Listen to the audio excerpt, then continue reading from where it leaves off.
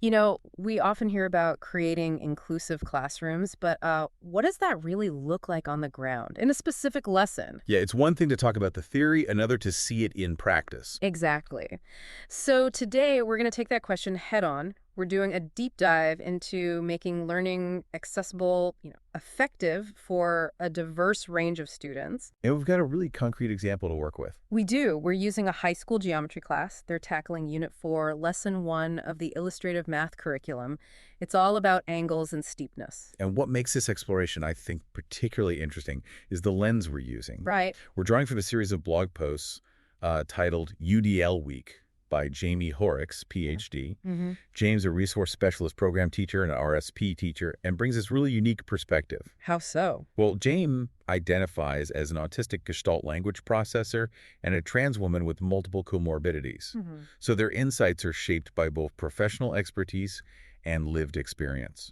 That's fascinating. And maybe quickly explain Gestalt language processing. Sure, it's basically a different way some people learn language more in chunks or whole phrases like Gestalt, rather than building up from single words. It can affect how they process and express themselves. Got it.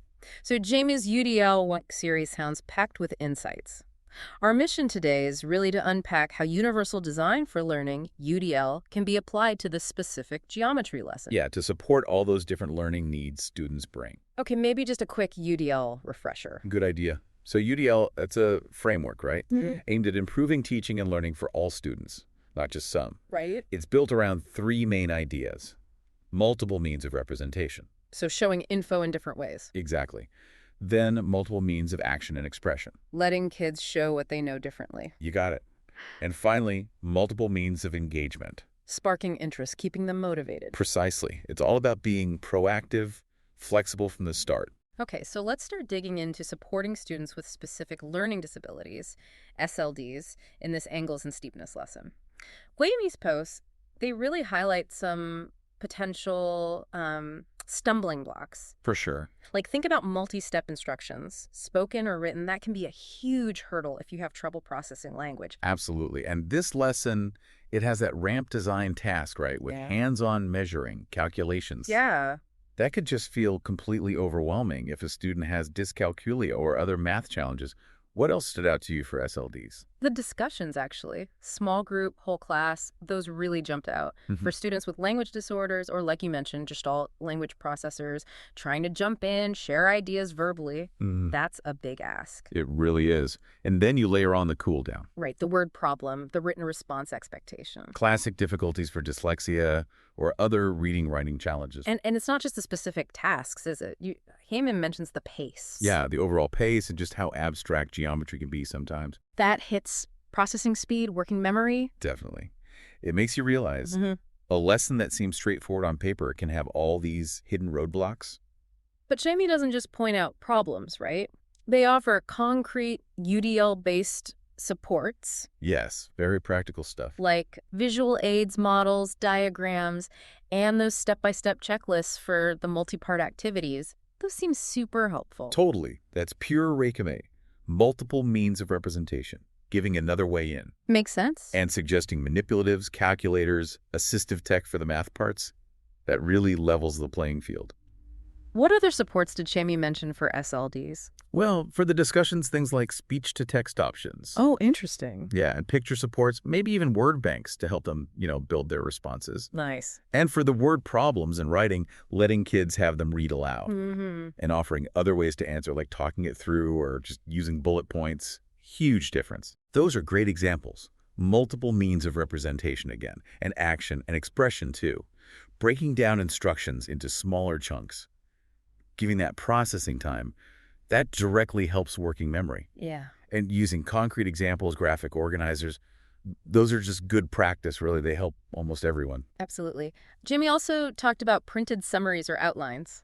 Right, so kids can refer back. And adjusting workload and pace based on IEPs. Yeah. And this felt key, proactively implementing those IEP accommodations. Yes, without the student always having to ask. Exactly. It shouldn't be on them. That proactive piece is huge. Yeah. It means the supports are just part of the environment. Designing with everyone in mind, that's UDL. Now, this leads to something interesting. Jamie brings up this idea of productive struggle. Ah, yes, that's a big concept in curricula like illustrative math. Can you explain that a bit? And why it might be tricky for students with SLDs if we're not careful? Okay, so productive struggle basically is letting students grapple with a concept or problem before the teacher steps in with a lot of direct help. Yeah. The idea is that wrestling process helps build stronger critical thinking, problem-solving confidence, deeper understanding. It's rooted in that constructivist idea, learning by doing, by figuring things out. Right, okay. But here's the rub, Jamie points out. While it might be great for many kids, hmm it can unintentionally put students with SLDs at a disadvantage if it's not balanced with those UDL supports we just talked about. Why is that? Well, think about it. If a student has genuine skill gaps or processing challenges, leaving them to struggle alone for too long, it doesn't lead to deeper learning. It leads to frustration. Exactly. Frustration, shutting down. Yeah. They might just lack the foundation or the processing power to make that struggle actually productive. So the struggle itself isn't accessible. Right. The key insight Jamie offers is that productive struggle needs to be equitable. It requires that proactive scaffolding to actually benefit students with learning disabilities.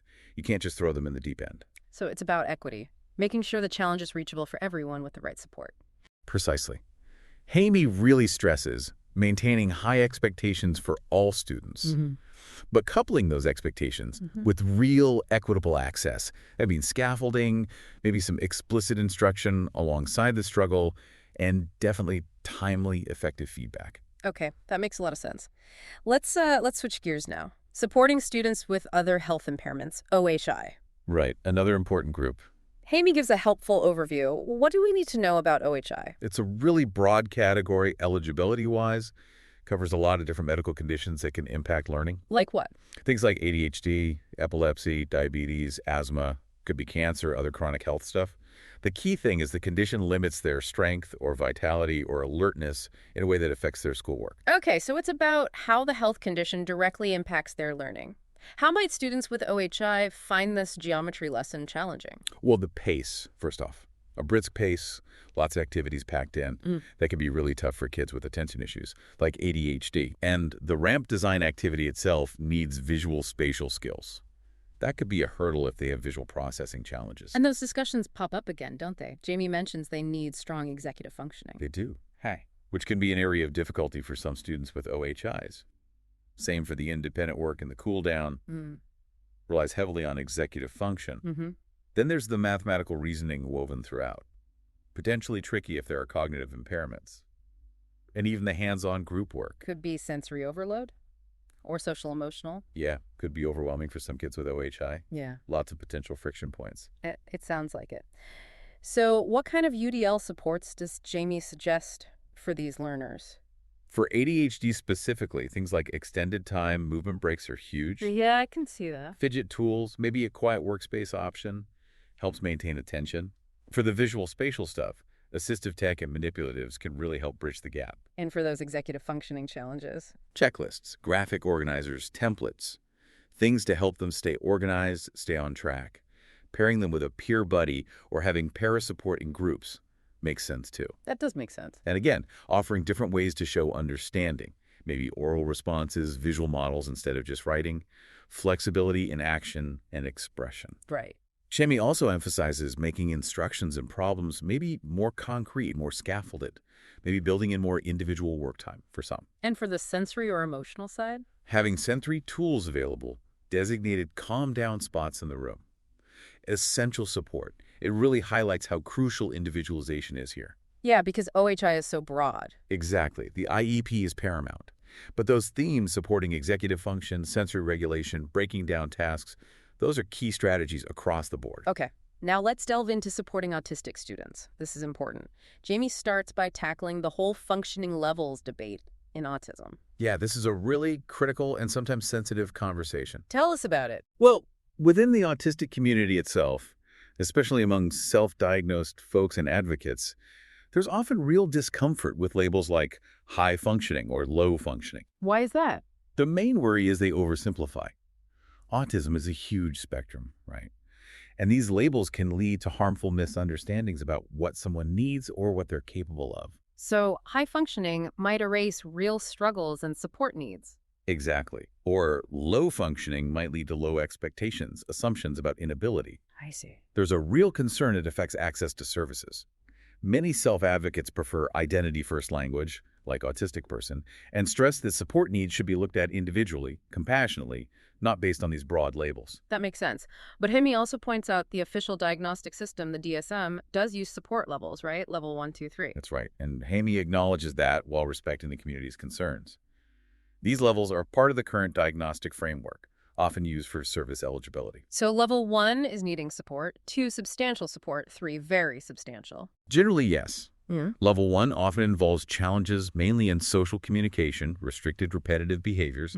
Levels 2 and 3 usually mean more significant difficulties across more areas. Okay. So, with that context, how might autistic students, maybe particularly those at level 1, struggle with this geometry lesson? Well, the social interaction and group work and discussions, that could be a big challenge for many autistic students, especially if they're nonverbal or have limited communication. And the ramp design, the hands-on part, could be a sensory overload issue for some. And the pace again, transitions between activities. Definitely. Many autistic individuals thrive on structure, predictability. Fast-paced, quick shifts can be tough. Okay. The abstract math reasoning, word problems, might be hard for students who tend toward more concrete thinking. Yeah. And participating verbally, especially for nonverbal students, big barriers without alternatives. So what UDL supports does Jaime suggest here? Visual schedules are key.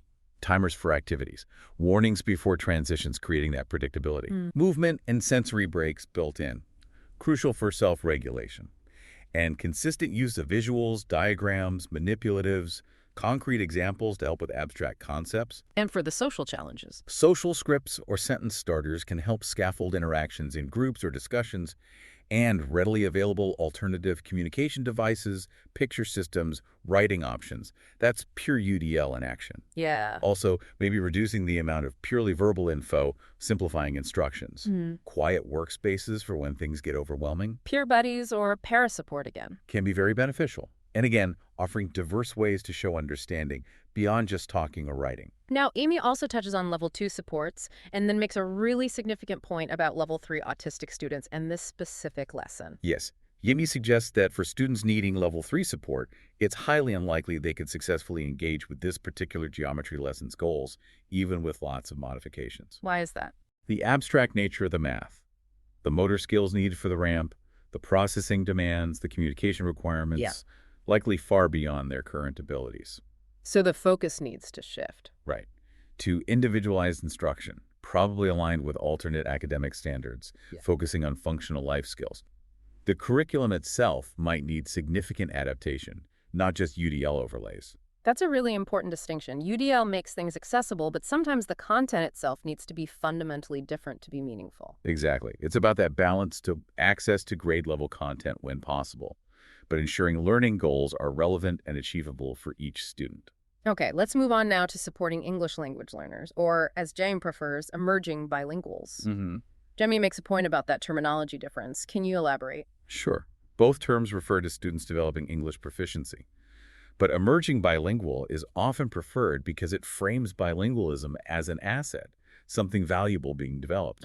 So less deficit-focused. Exactly. It shifts away from just lacking English and highlights the cognitive cultural benefits of multilingualism. It values their home language alongside English development.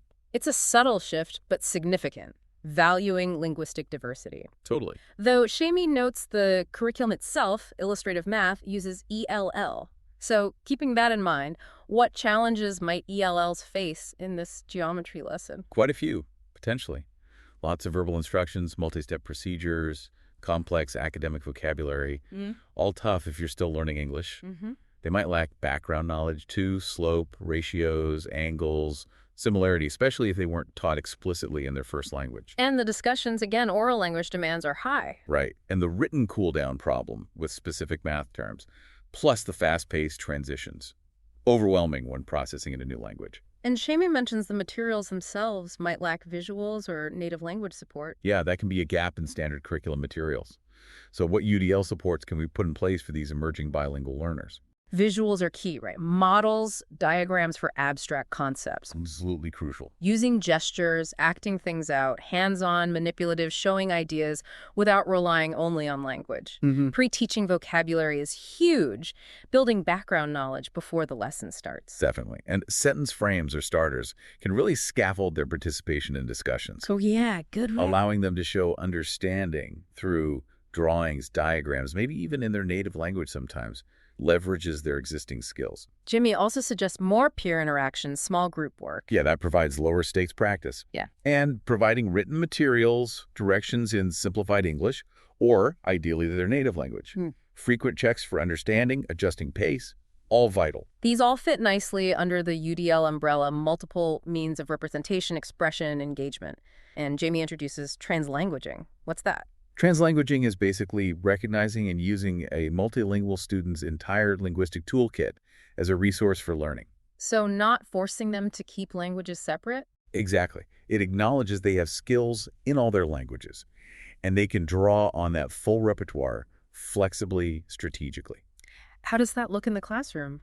Jamie gives good examples, letting students discuss math ideas in their stronger language first, collaborating bilingually with peers, pointing out cognates, words that are similar across languages, using bilingual materials, letting them write or present in their best language, even allowing code switching as a natural communication strategy. It really validates their multilingualism as an asset, not a barrier. Totally.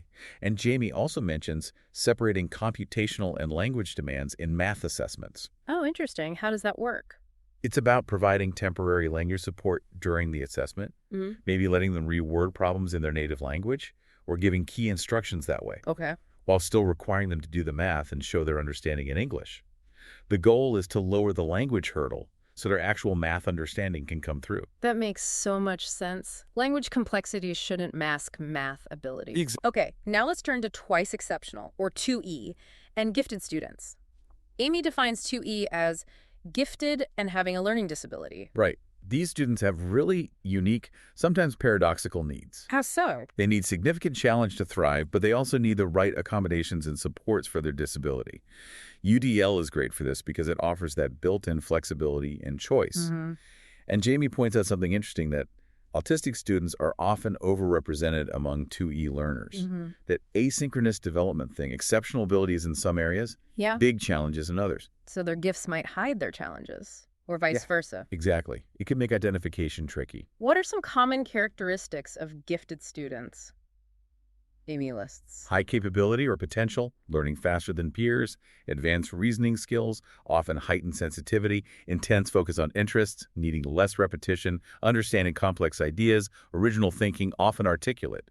Quite a range. Definitely. So how can we amp up this geometry lesson for 2E and gifted kids? Offer more complex, open-ended tasks. Instead of just simple ramps, maybe designed for tricky real-world spaces. Ooh, like using CAD software or 3D modeling instead of just 2D drawings. Yeah. Or challenge them to calculate multiple ramp options meeting ADA guidelines, considering things like aesthetics, materials, cost. Nice. Encouraging deeper research into ADA regulations sounds good too. Making sure they have access to those. Are you ready for more? Extension problems in the curriculum is vital. Absolutely. You could also have them create variations of the cool down for their peers, or explore online simulations about angles and slope. Maybe leadership roles, explaining concepts to others. Great idea. Or even trying to connect them with real architects or engineers for feedback. These all sound like fantastic ways to provide that needed challenge and enrichment. Why is it so critical to cater to these students? Well, without enough challenge, they can get bored, disengaged, underperform, even act out. Nurturing their gifts is important for their growth and potentially for future innovation. And addressing their disabilities ensures they can actually access and show their abilities.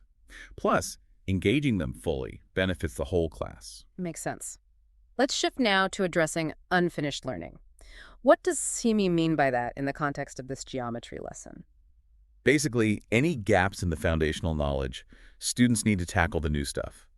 For this lesson, maybe they don't have a solid grasp of ratios or measuring angles accurately, or the basics of right triangles. So prerequisite knowledge gaps. How can teachers proactively support students with these gaps? Several ways. Quick refreshers on those key concepts beforehand. Scaffolded review activities or warm-ups, maybe diagnostic checks to pinpoint gaps. Mm-hmm. Targeted small group help or extra practice. Breaking the lesson into smaller chunks. Explicitly connecting the new stuff to what they already know, building bridges. Graphic organizers help too. Hemi stresses the equity and inclusion side of addressing unfinished learning. Why is that so important? Because kids come in with such different backgrounds and prior schooling, right?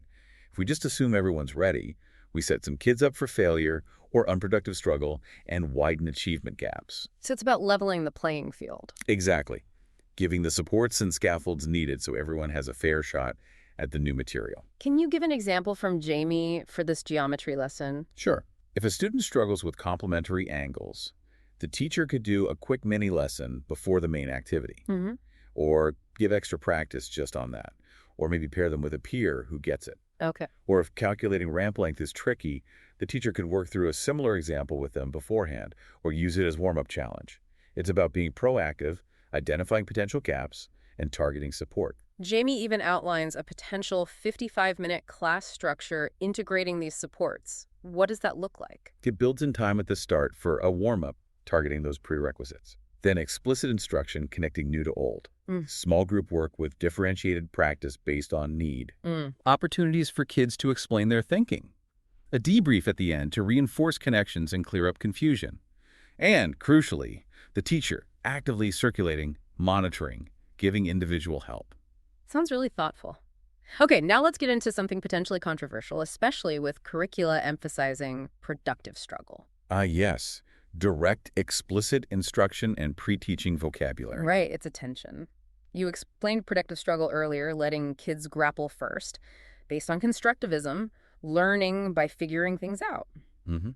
Deeper understanding, better problem-solving skills. That's the goal. But as Jane points out, a purely productive struggle approach can have downsides for certain kids. Definitely. Think about students whose IEPs mandate direct, explicit instruction. A purely discovery approach can be confusing, frustrating for them. They often need clear steps, modeling, guidance, Right. and Gestalt language processors who learn in chunks, need visuals, can get lost in dense verbal stuff without explicit connections being made visually. And students with emotional or behavioral disorders. That cognitive dissonance, the potential frustration of struggling too long. It can lead to dysregulation, disengagement. And Jamie brings up the legal side of IEPs again. Why is that so critical here? Because an IEP is legally binding. Schools must provide the supports listed. If direct instruction or pre-teaching vocab is in the IEP, you have to do it, period. So you can't just say, oh, we're doing productive struggle instead. Absolutely not. Yeah. Failure to provide mandated supports is a denial of FEE-free appropriate public education. Got it. So pedagogical approach can't override legal mandates? Precisely. Educators need to adapt approaches like productive struggle to align with IEP requirements. How might this specific geometry lesson, as designed, challenge kids needing direct instruction or pre-taught vocab? Well, Jamie notes it sometimes jumps into activities without clear learning goals stated up front, introduces new math terms without explicit teaching first, switches between routines without clear explanations. These can all be barriers for kids who need more direct guidance and predictability. And for Gestalt language processors specifically. Multi-step verbal instructions are tough. Heavy emphasis on verbal discussion, complex language. Jamie really stresses pre-teaching key vocab with visuals for GLPs, helps them build mental pictures, make connections, Can you give an example? like for slope or ratio or flared sides, using visual models, physical objects, real-world examples, makes these abstract terms way more concrete, more accessible for Gestalt learners. And then Jamie points out these visual vocab strategies help ELLs too. Big time, using multiple modes, visual, kinesthetic, auditory, linking to home languages, peer collaboration on vocab, all boost understanding for ELLs. Jamie then offers a scaffolded lesson plan overlay for this lesson. What does that include? It's great. It weaves in things like vocabulary preview up front, explicit explanations, visual models throughout, adapted materials, manipulatives, sensory supports considered, different ways of presenting info. Sentence frames, graphic organizers, read-alouds. All in there. It's a really concrete model of layering in UDL supports proactively. And it loops back to two gifted kids too. Yeah, suggesting ways they can take leadership roles, like guiding peers, explaining concepts, benefits everyone. Jamie also connects this to equity grading, focusing on mastery. Multiple pathways to show learning. Okay, now for a sort of bonus content discussion that Jamie includes, which really made me think. Hmm. Why are these UDL principles we value for kids so often missing in professional development for adults, for teachers? Ah, such an insightful question. You- Shamey shares a personal story Yeah. about a really challenging PD session.